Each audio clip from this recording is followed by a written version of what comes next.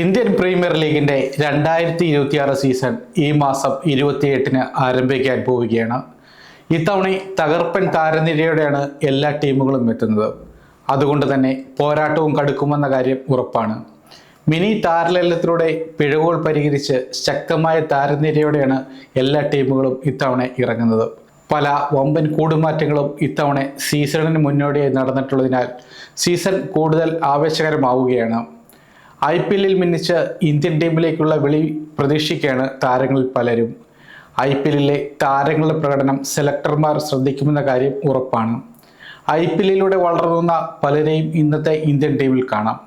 എന്നാൽ IPL-ന്റെ ഒരു സീസണിൽ തിളങ്ങുകയും പിന്നീട് വേണ്ടത്ര വളർച്ച കരിയറിൽ നേടാൻ സാധിക്കാതെ പോവുകയും ചെയ്ത ചില താരങ്ങളുണ്ട്.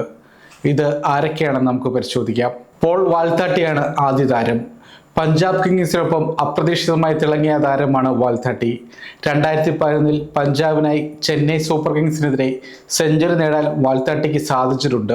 ടോപ്പ് ഓർഡറിൽ കസറയടിച്ച താരം ഇന്ത്യൻ ടീമിലേക്ക് എത്താൻ കഴിവുള്ളവനാണെന്ന് എല്ലാവരും വിലയിരുത്തുകയും ചെയ്തു. എന്നാൽ ഒറ്റ സീസൺ കൊണ്ട് താരത്തിൻ്റെ മികവ് കഴിഞ്ഞു. 2011 സീസണിൽ 14 മത്സരത്തിൽ നിന്ന് 463 റൺസാണ് വാൽത്താട്ടി നേടിയത്. 35.61 ആയിരുന്നു ശരാശരി. ഒരു സെഞ്ചുറിയും 2 അർദ്ധ സെഞ്ചുറിയും അദ്ദേഹം നേടിയെടുത്തു.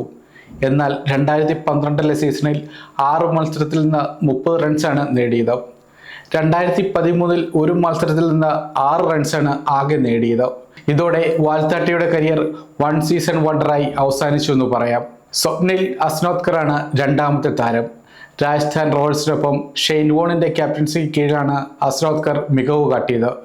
പ്രഥമ IPL സീസണിൽ 9 മത്സരത്തിൽ നിന്ന് 311 റൺസാണ് അദ്ദേഹം നേടിയത്. രാജസ്ഥാനെ കിരീടത്തിലെത്തിക്കുന്നതിൽ പ്രധാന പങ്കുവച്ച താരങ്ങളിൽ ഒരാളാണ് അസ്നോദ്കർ എന്ന് പറയാം. എന്നാൽ പിന്നീട് ഈ മികവ് കാട്ടാൻ അദ്ദേഹത്തിനായില്ല. തുടർന്നുള്ള 3 സീസണുകളിൽ നിന്ന് ആകെ 11 മത്സരമാണ് അദ്ദേഹത്തിന് കളിക്കാനായത്. പ്രതീക്ഷിക്കാത്ത മികവ് കാട്ടാൻ അസ്നോദ്കറിന് സാധിക്കാതെ പോയതോടെ വൺ സീസൺ വണ്ടറായി അദ്ദേഹവും മാറി. മൂന്നാമത്തെ താരമാണ് മൻപ്രീത് ഗോണി.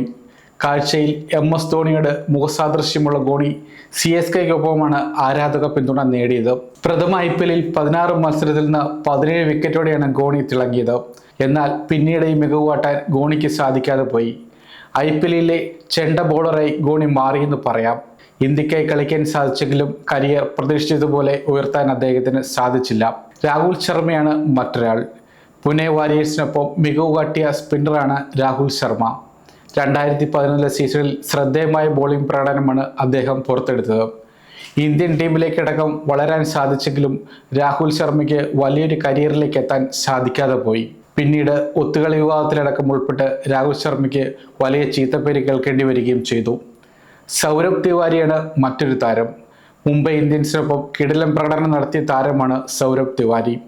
ഇടംകൈയ്യൻ ബാറ്റ്സ്മാനായ തിവാരി നീളൻ മുടിയുമായി തകർത്തടിച്ചത് ഇന്നും ആരാധകരുടെ മനസ്സിലുണ്ട്.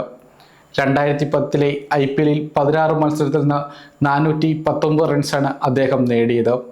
ഇന്ത്യക്കായി അരങ്ങേറ്റം നടത്താനായെങ്കിലും വലിയൊരു കരിയർ സൃഷ്ടിക്കാൻ താരത്തിന് സാധിച്ചില്ല.